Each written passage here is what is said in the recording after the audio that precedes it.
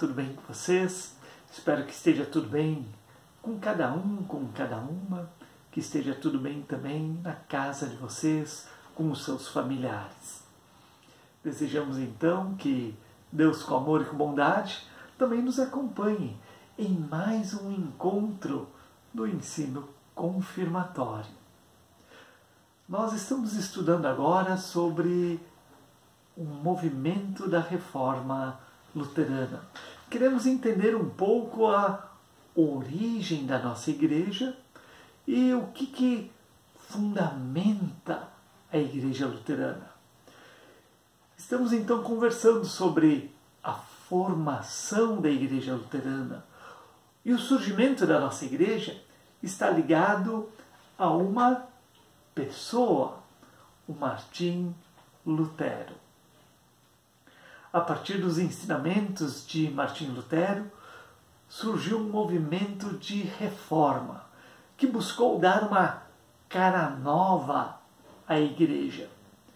Quando falamos em movimento, fica claro que não estamos falando apenas em uma pessoa, mas movimento é realmente um grupo de pessoas que se junta em torno de uma causa, em torno de uma ideia comum.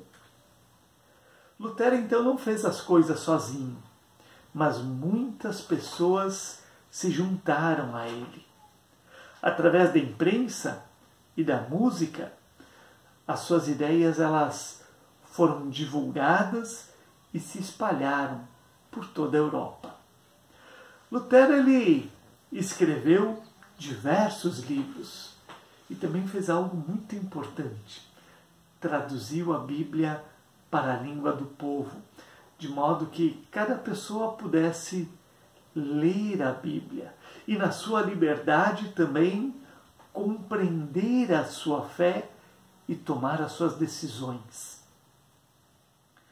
Mas a grande maioria da população no tempo de Lutero era analfabeta, não sabia nem ler nem escrever.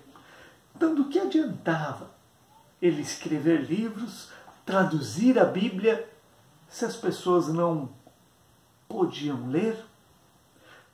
Por isso, Lutero incentivou a educação e a formação de escolas, como nós vamos ver agora, na continuidade da série Muito Além da Religião.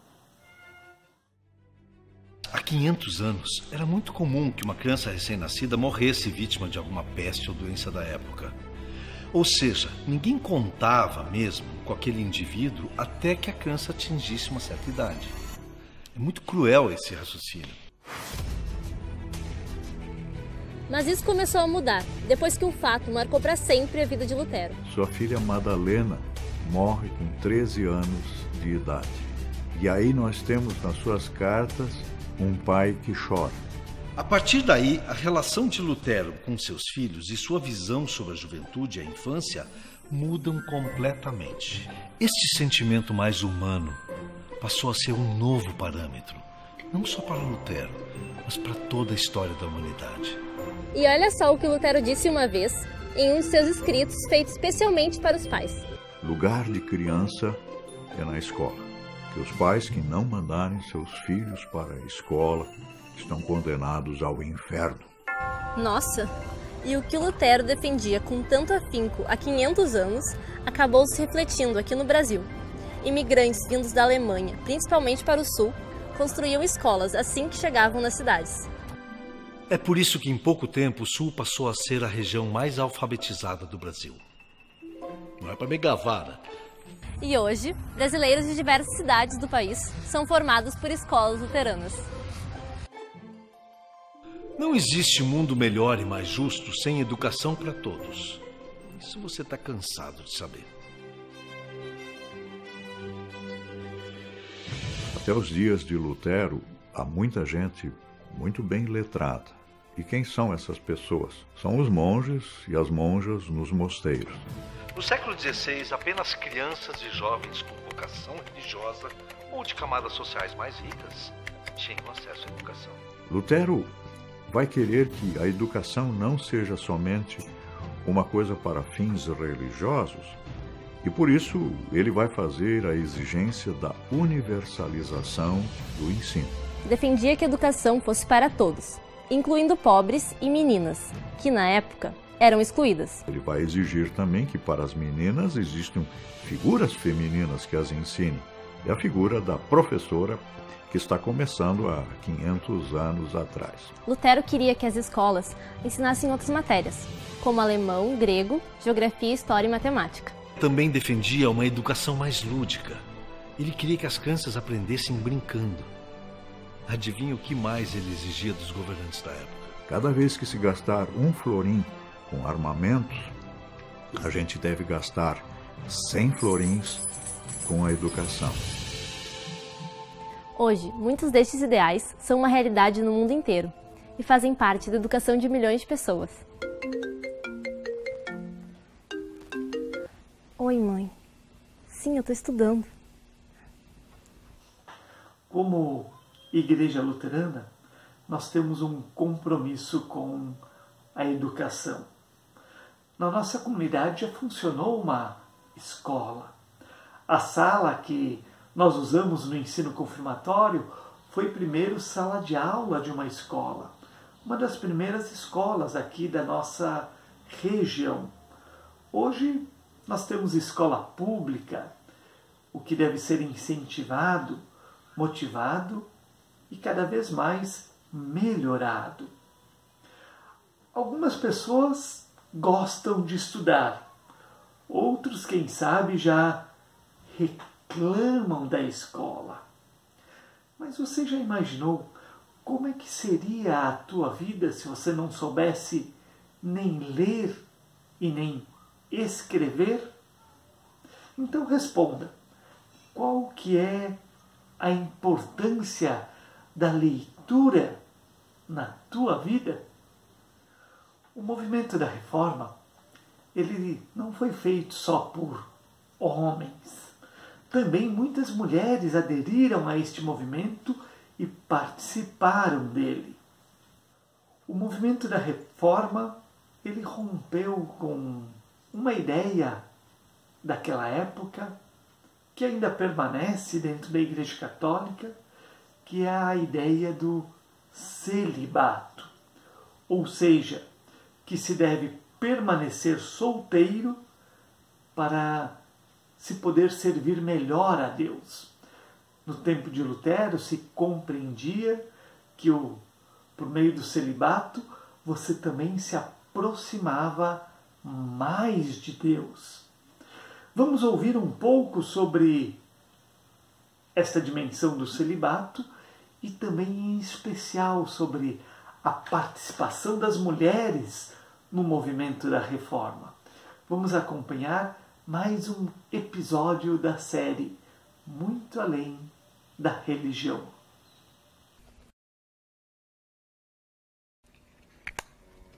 Se ainda hoje, e com muita luta, as mulheres estão começando a conquistar os seus direitos, imagine como era no século XVI.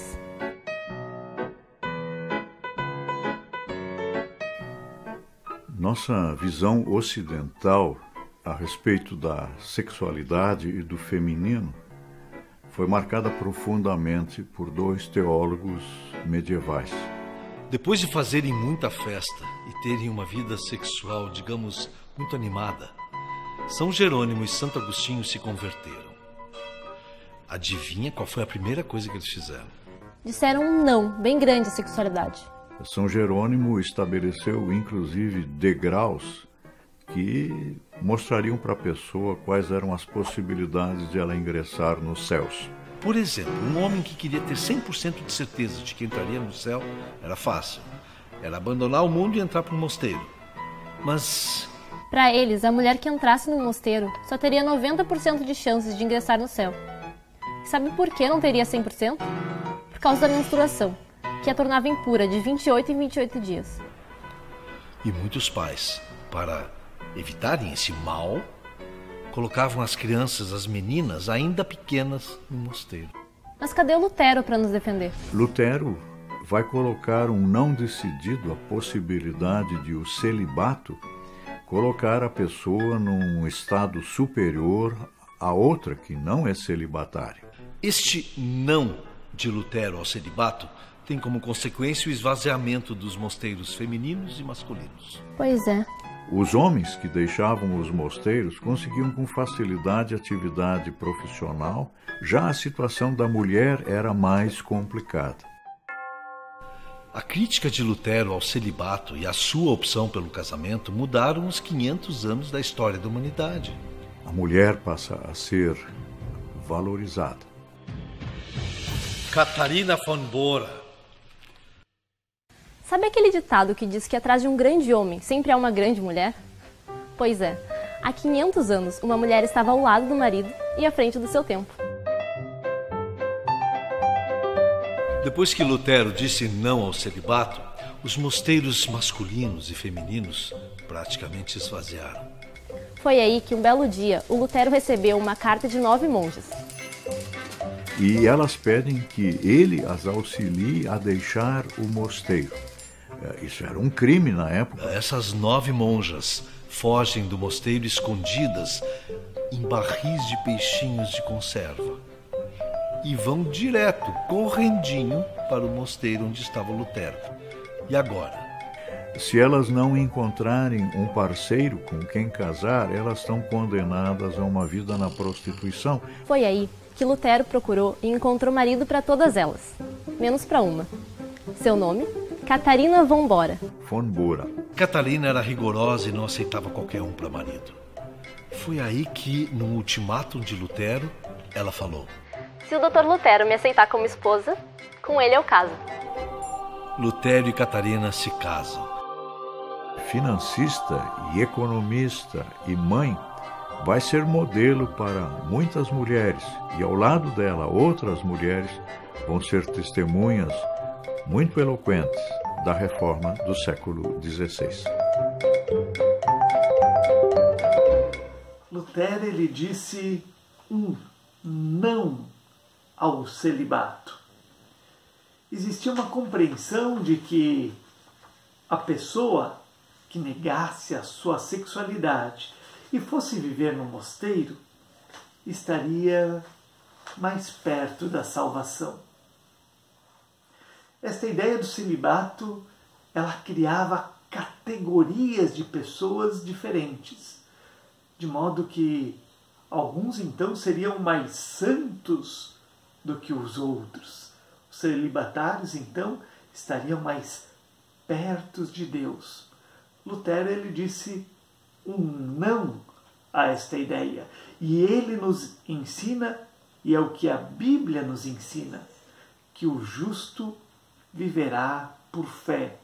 Conforme nos fala a carta de Romanos, no seu capítulo 1, versículo 17. Ou seja, o que determina a nossa salvação é a fé. Não existe, portanto, uma categoria de pessoas que seja mais especial do que as outras. Homens e mulheres são iguais diante de Deus. Mas será que na igreja e na sociedade, homens e mulheres são tratados de igual forma? O que você acha?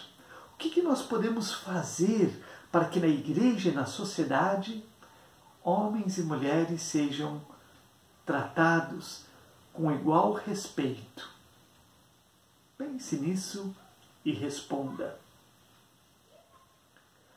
Vamos acompanhar agora um breve resumo desta série que nós ouvimos nesta aula e também na aula passada. Então vamos ver um breve resumo desta série, Muito Além da Religião. Imagine como era no século XVI.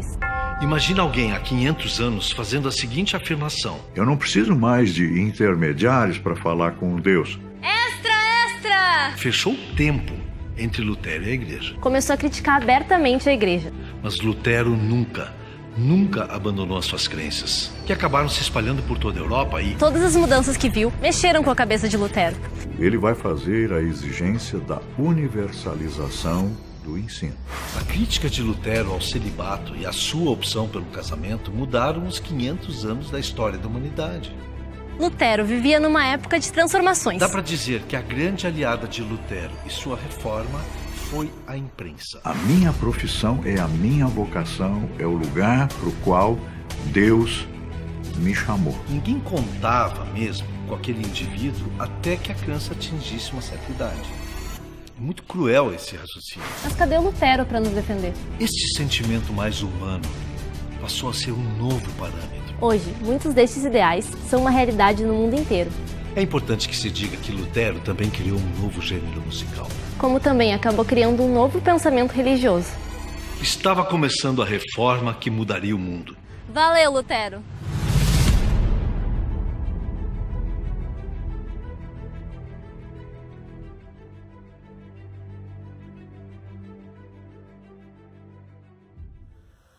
Lutero, ele nos ensina que a reforma na igreja deve ser algo constante e permanente.